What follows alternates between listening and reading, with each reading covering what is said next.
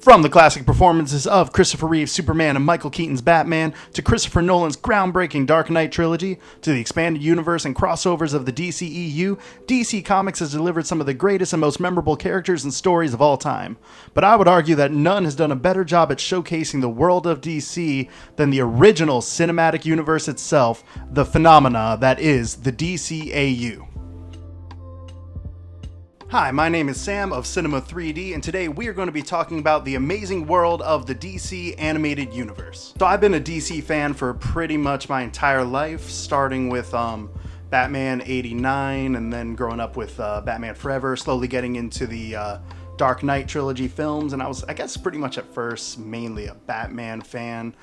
Then I saw Superman 78, got introduced to that character, and then the DC EU movies started coming out. At first, I wasn't as favorable of them, but now as time has gone on and I've become like a mega DC fan, I think I have more appreciation for those movies and what they were trying to do.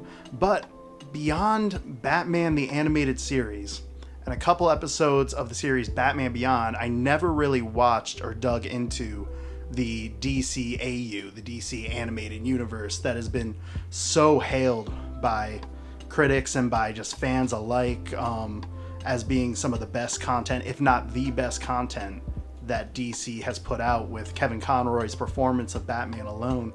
So I knew that I had to get into this eventually one day.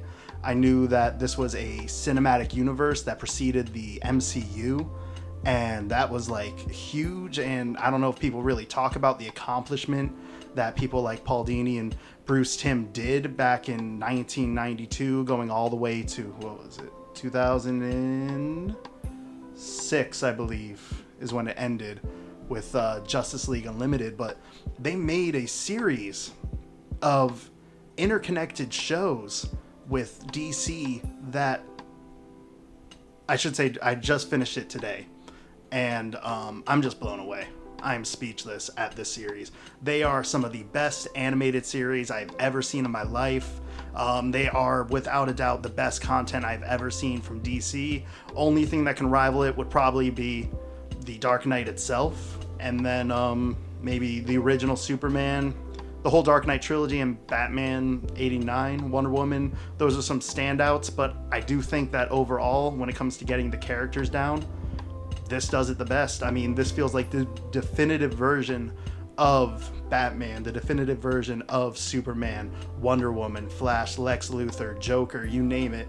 This series hits the characters so perfectly, and I don't think creators have ever shown an understanding of a character like this in the superhero world. Like, I don't think it's ever been done this perfect. There are some great castings, but I'm just trying to, explain how good this is, and I'm not overhyping it at all. Trust me, if you've seen any of these shows, you know exactly what I'm talking about. So the shows that were a part of the DCAU, there were 8 of them, and they are Batman the Animated Series, kickstarting the entire thing in 1992, Superman the Animated Series, The New Batman Adventures, Batman Beyond, Static Shock, The Zeta Project, Justice League, and Justice League Unlimited. So those were the 8 shows that made up the DCAU, and it consisted of the movies Batman Mask of the Phantasm, Batman and Mr. Freeze Sub-Zero, Batman Beyond Return of the Joker, Batman Mystery of the Batwoman, and then later on they added in the films to this universe, Batman and Harley Quinn, and Justice League vs. the Fatal Five. So I wanted to watch this entire series. I really wanted to get more into Superman originally, because I'd seen Batman the Animated Series, a good amount of it anyway, and I knew that I loved it, but I really wanted to find like a definitive role of Superman. You know, I mean, I'd seen all the Christopher Reeves movie, and then Superman Returns, Man of Steel, but I feel like there needed to be more Superman content, because I just have so much Batman content, and I'm like, well, this is the, hailed as the greatest superhero of all time. So I wanted to start watching Superman the Animated Series. And so I found a list on IMDb that broke down the entire DCAU as one cohesive story. And it's incredible because the way they organize this is some of the episodes go out of order, but it's like, I don't know if it was intentional or not telling the story this way, but the way these episodes are broken down on this list, it gives you such an incredible journey that kickstarts with the birth of Superman on Krypton, perfect starting point if you're telling a DC story, to Batman's first night on the job, all the way through their basically entire lives up until, you know, they're older men and the Justice League has formed. And so it really is just the perfect DC story. It hits every major character arc and character story that you would want it to hit. It really delves into the characters' origins and what makes them the characters beautifully, both with Superman and Batman and so many others that they just do spot on that we're going to talk about. So I found this list, and it organizes the episodes of the shows in a very specific way, and I got it pulled up here. So basically, if you ever want to watch the best superhero story I've ever seen, then I would go ahead and find this list, and I'll just give you a breakdown of kind of how it goes. You start with Superman, the Last Son of Krypton, Part 1. That is the first episode of Superman, the animated series, and all about his origin, starting off when, Krypton is destroyed and Jor-El sends him to Earth. It does the classic, pretty much beginning of the 1978 film, as well as Man of Steel, and it's just a perfect starting point to Superman and the entire story of this DC world and the Justice League characters. And then right after that, you go into the Dark Knight's First Night, very reminiscent of Year One comic, and also pretty much the opening theme from Batman the Animated Series. That's essentially what this is. And it's Batman just taking down some criminals. His first night on the job, Gordon comes out with the police, and they're trying to arrest him, and it's him still a little bit rusty, but he manages to take down 2 criminals, and it has that Batman 89 feel. It just feels like the character. It is perfect. And then after that, you jump right into the adventures of Batman with Batman the Animated Series. And the way this list broke it down, if you're watching it on Max, for example, or something, you're going to see the episodes don't tell necessarily a linear story of Batman the Animated Series, but what this did was it broke down the events. It's just so beautiful. It works so great. It starts off with him taking down kind of smaller criminals, and the more mobster episodes starts off with episodes where Harvey Dent has not yet become Two-Face, and you get to see that entire transformation and the loss of a friend.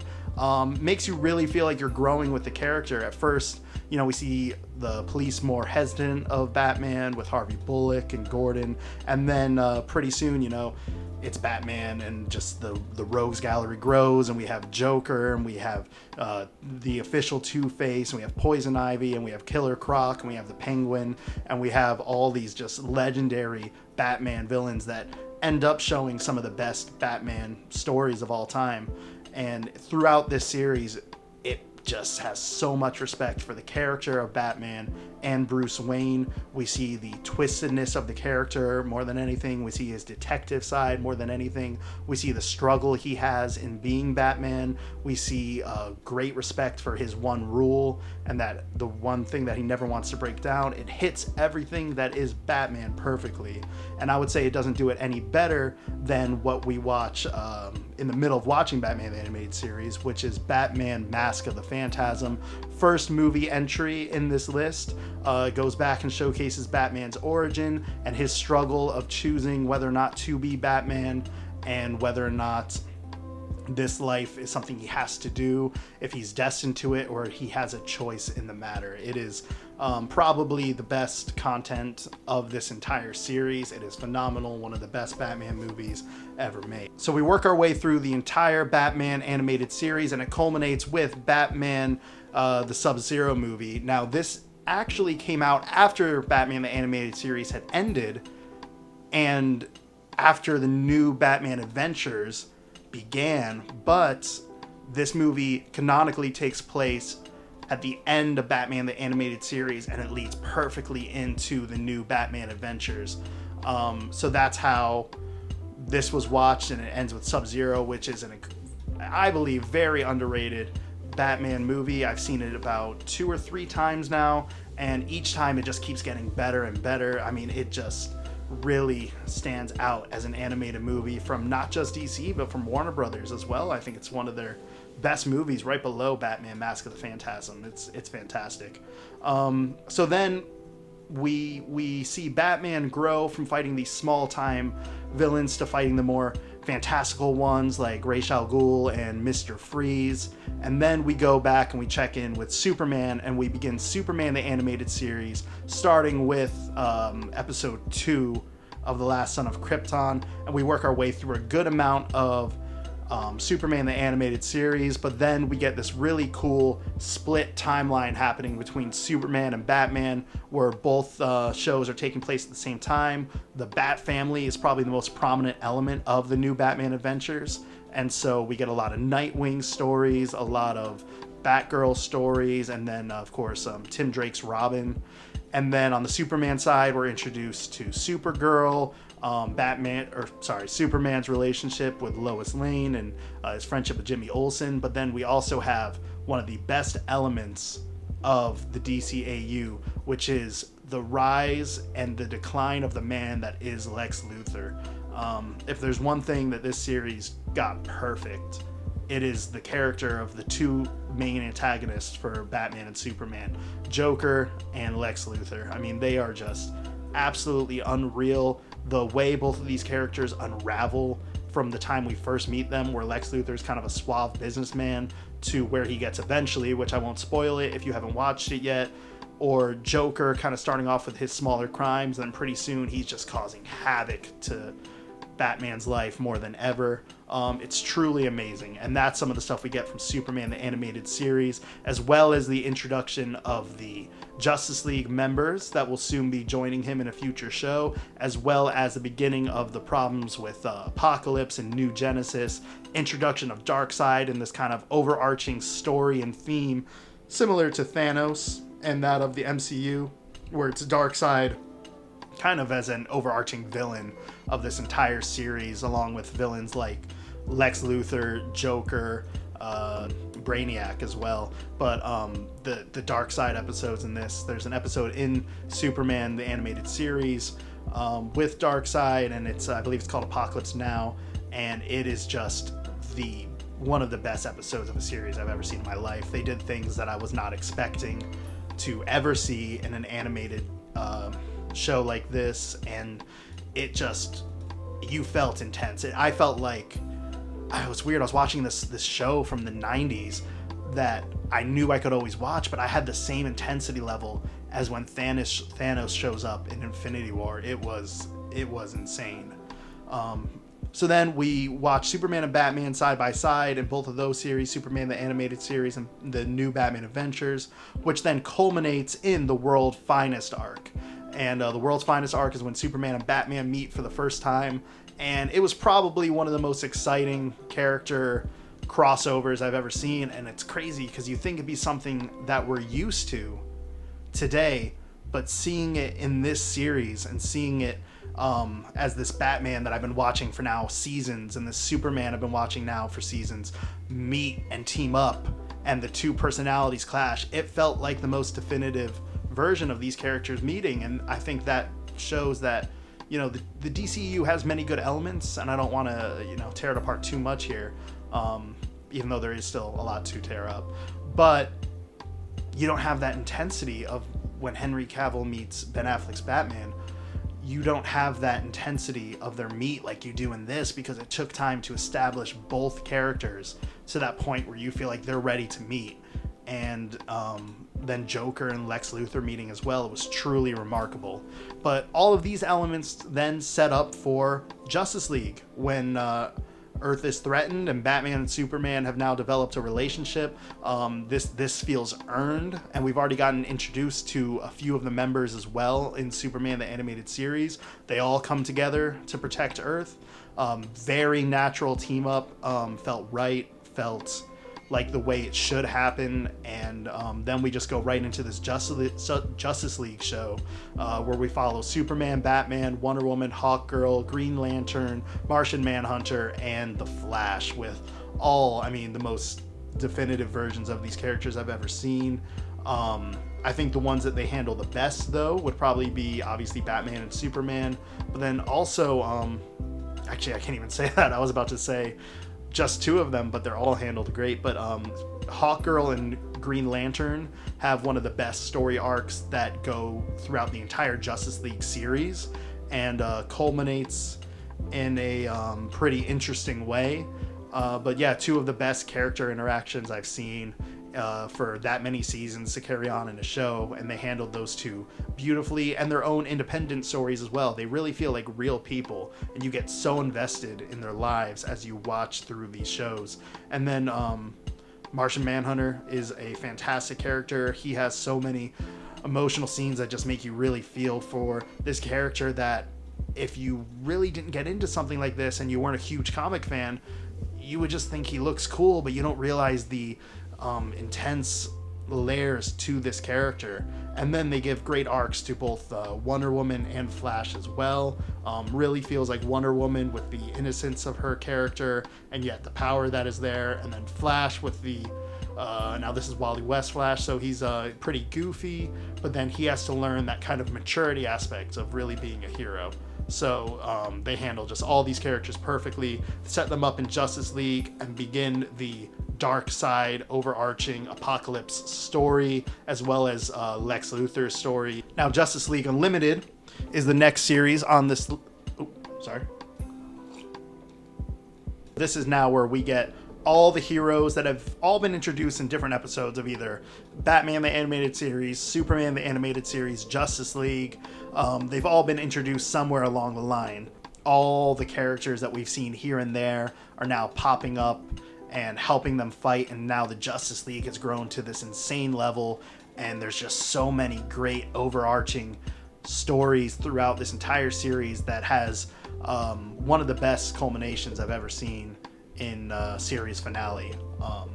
And there's a pretty great moment with three of the most important characters of the series, with Batman, Superman, and Lex Luthor, and you just gotta see it. It's something, if you are a superhero fan, if you are a DC fan, this is something that you have to witness, because it is truly just like some of the best content that they've made. So then after that, we jump into Batman Beyond. We go roughly, I believe, 40 years into the future, and we see Bruce is now older, and he can no longer physically do Batman, but he still wants to, I guess mentally, he can never stop being Batman, one of the important things of the character. And so he recruits a young boy, or I guess 17-year-old, named Terry McGinnis, and he becomes the new Batman and fights a whole new rogues gallery. I did forget to mention that right before you watch Batman Beyond, you do have a couple more movies, 3 actually. They have Batman and Harley Quinn, Batman Mystery of the Batwoman, and Justice League vs. the Fatal Five. So Batman Mystery of the Batwoman is pretty good. It's not as good as its the two predecessors, being Mask of the Phantasm and Sub-Zero, but it was a good Batman, fun little Batman movie. I think there are episodes of the series, many episodes of the series, that are much better than this. But then Batman and Harley Quinn, this is the low point of this entire series for me. It was made years later, I believe it was in 2017 that this movie came out. But, you know, it's connected, and there's an element of cool stuff to see, like Batman and Nightwing, but there's really almost nothing to pull from this movie other than they made it connected. It doesn't really feel like Kevin Conroy's Batman. Feels like they really dropped to the ball on this one. But then you also have Justice League vs. the Fatal Five, which was pretty good, but I don't think it was as good or intense as Justice League or Justice League Unlimited, and I didn't feel as much for the characters in this one as I did those series.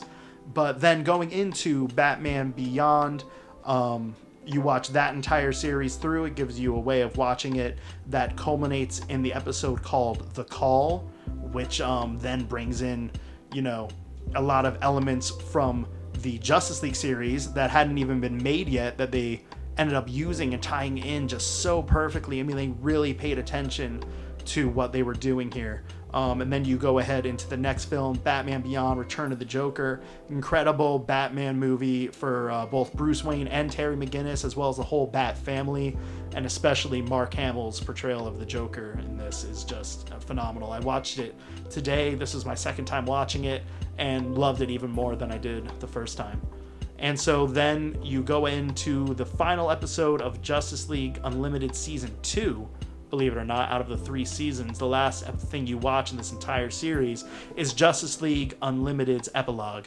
And this pretty much closes the story of Bruce Wayne's Batman, who, along with Superman, is the main character of this entire series.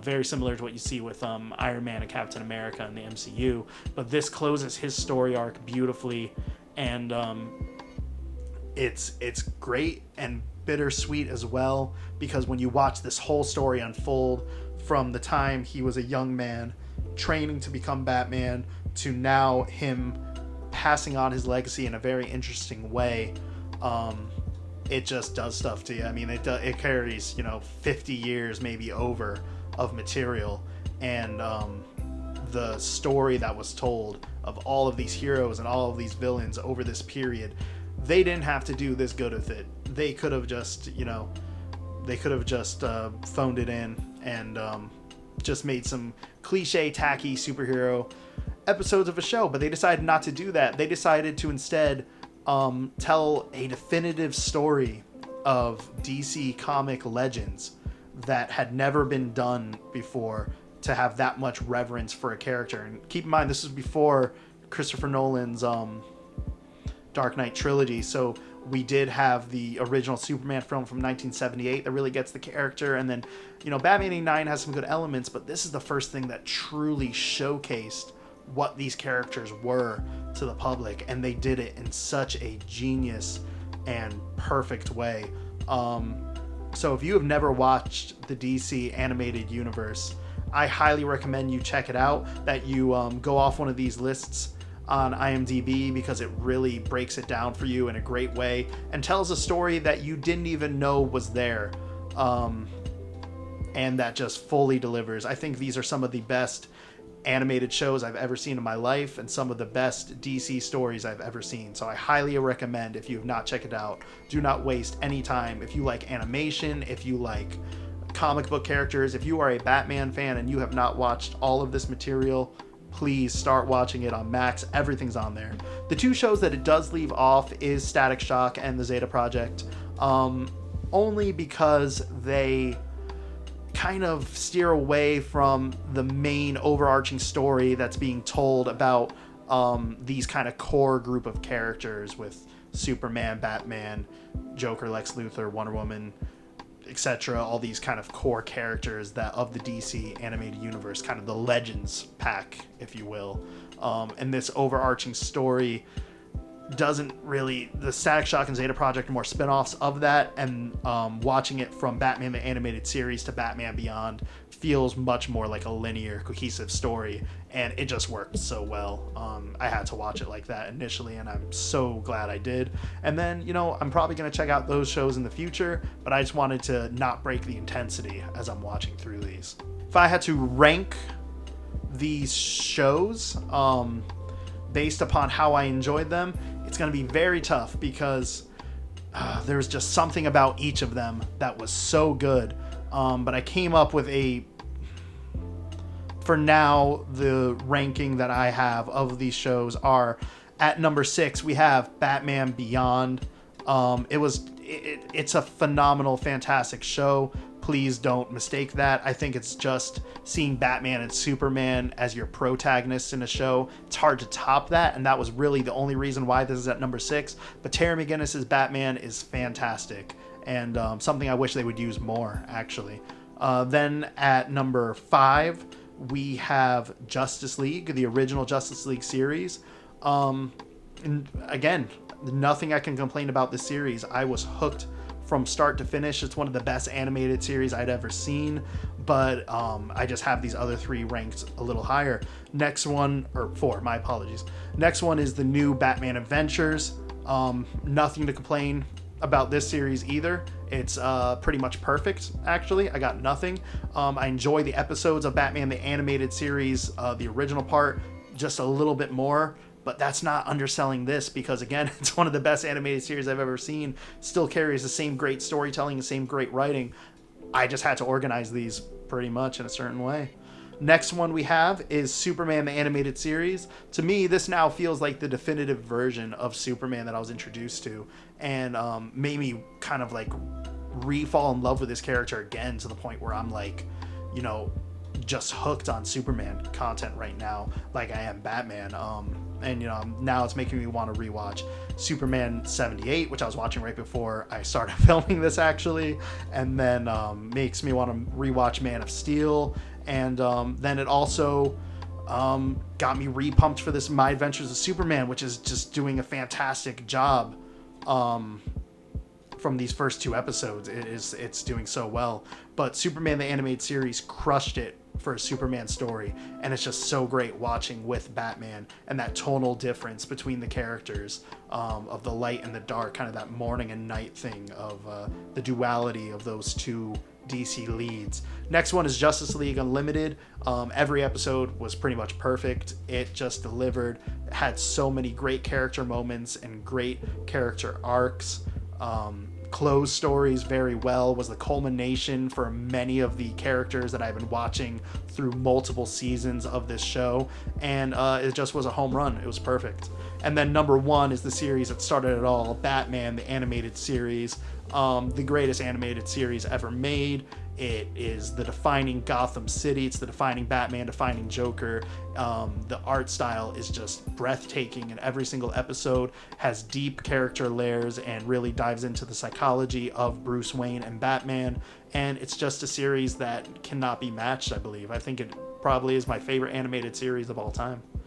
And then in terms of the films, just ranking those, I'm going to go ahead and say Batman and Harley Quinn at number 6.